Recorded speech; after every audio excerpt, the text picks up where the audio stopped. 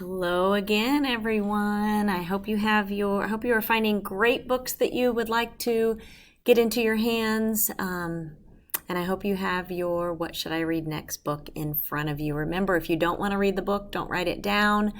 If you do, make sure you rate it a 1 if you want to read it right now, and a 3 if you might want to read it, and a 2 if it's somewhere in between.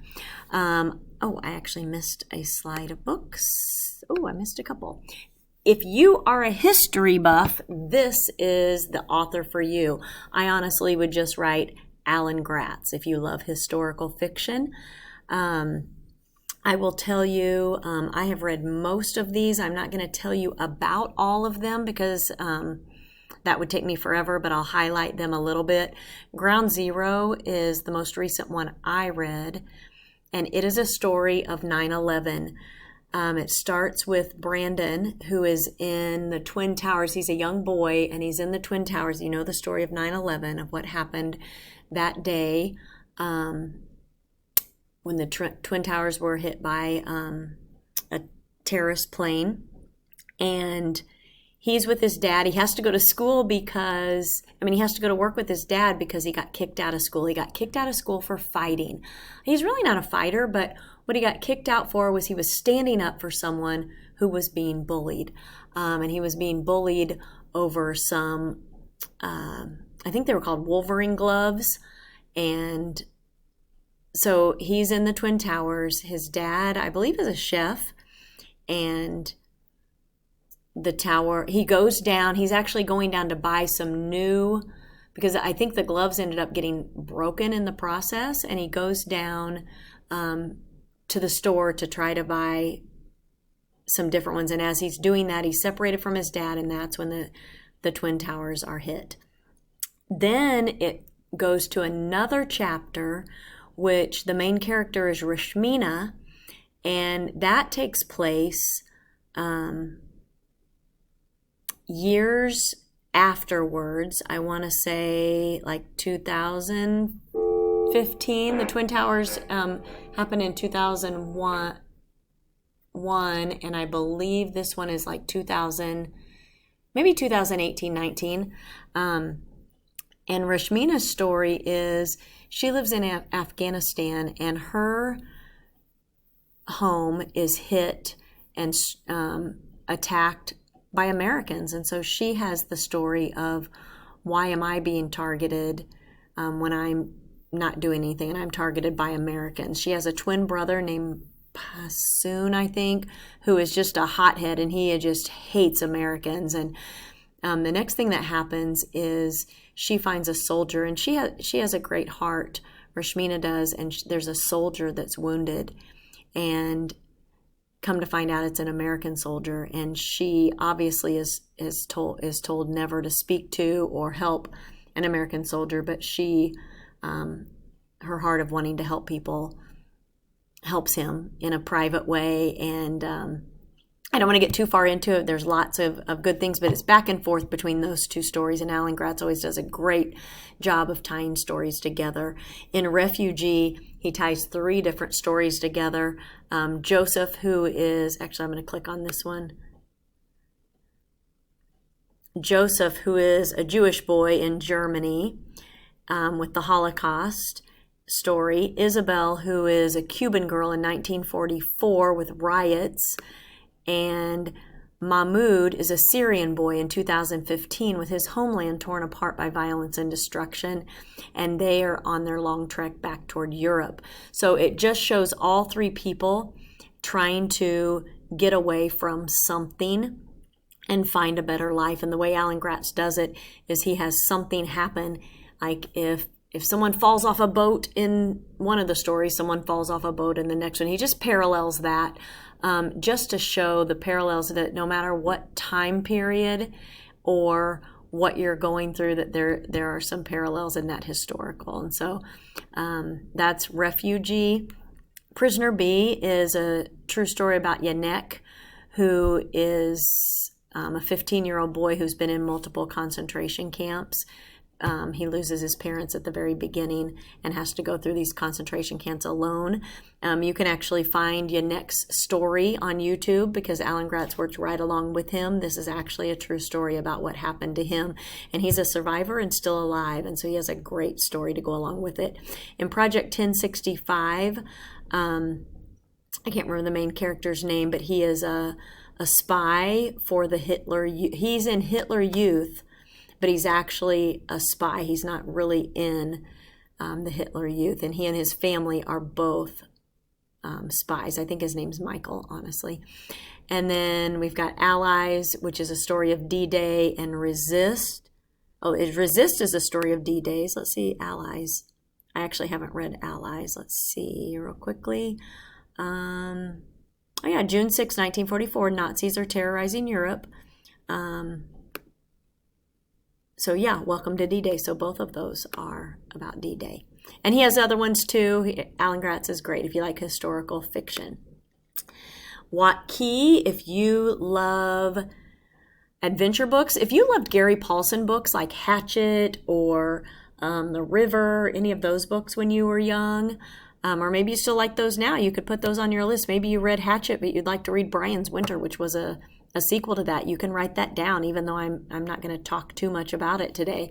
But Watt-Key, I think, is the next level of writer. He's more for middle school than elementary school. Watt-Key writes a lot of books. Alabama Moon is one of his most popular ones. Moon is a 10-year-old boy and his dad. They live out in the wilderness. Dad absolutely hates the government and anything that has to do with it, including school. Doesn't want his son to go to school or have to deal with the hospital or anything. And what happens early on is Moon's father dies. And so Moon has to travel alone in the wilderness, take care of himself, and he runs into somebody, just a random person. And as you can imagine, they want to find out about him and try to get him help, try to get him into school. And so you can imagine how that goes. Dirt Road Home is actually a sequel to Alabama Moon, if you happen to read Alabama Moon last year. Hideout is a story of, what is that boy's name? I forgot his name. He is, I'm going to click on it because I forgot his name. Sam. He's been given a fishing boat by his father, and he hates fishing. Instead, he uses that boat to disappear for hours, and he has a friend at home that just loves to play video games, and he actually uses his friend to lie and say he's going to his friend's house, and he's not.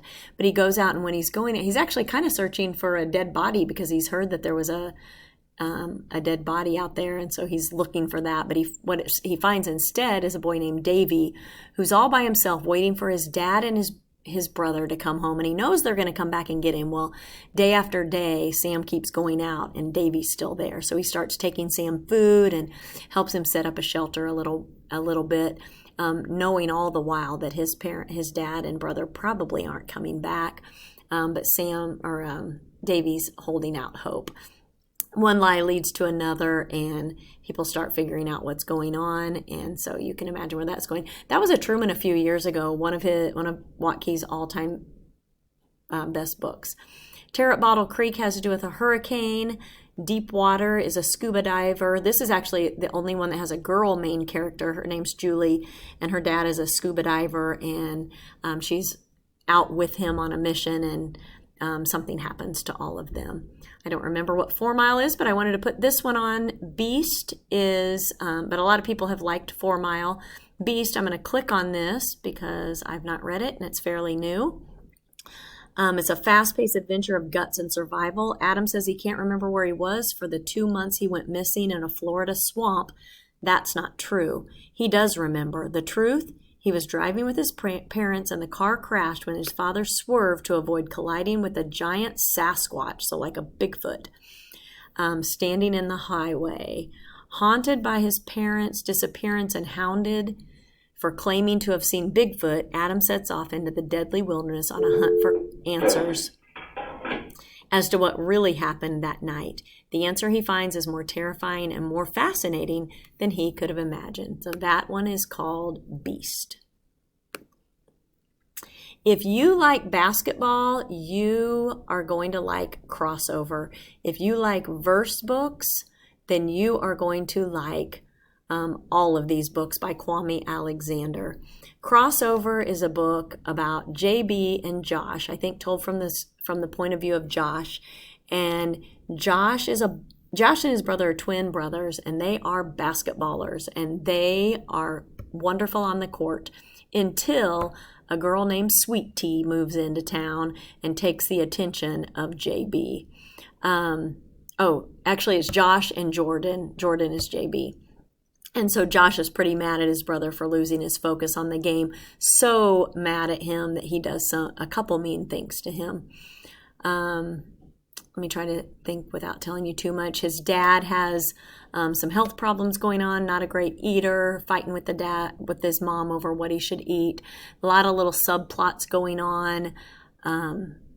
Super, super good. And then if you read that last year, there is a sequel it's actually a prequel. It was written after Crossover, but takes place before. So it's actually the story of Chuck, who is JB and Josh's father, who was a professional basketball player when he was young, and it's his story from when he was about 12 years old.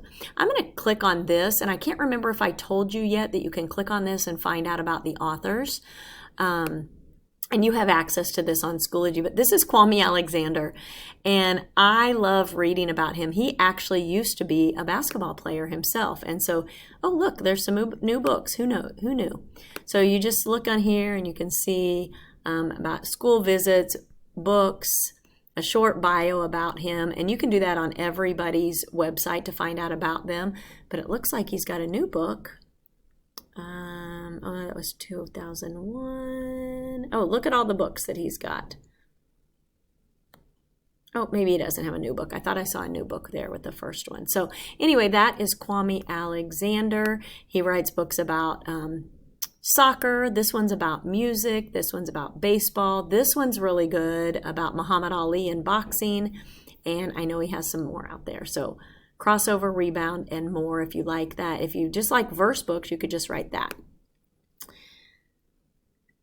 Out of My Mind by Sharon Draper. I know some of you read that last year or maybe even in elementary school, but I wanted to show you, and it's a book about a girl, Melody, who can't talk, but she's super smart, and she gets on the school academic team just based on being able to tap. She has a disability to where she can't talk, and she has trouble walking. She's in a wheelchair, but her brain, there's nothing wrong with her brain. They just have to figure out how to get it out of her brain. So she does some tapping and touching certain things to show that what answer she wants to give. But that's Out of My Mind.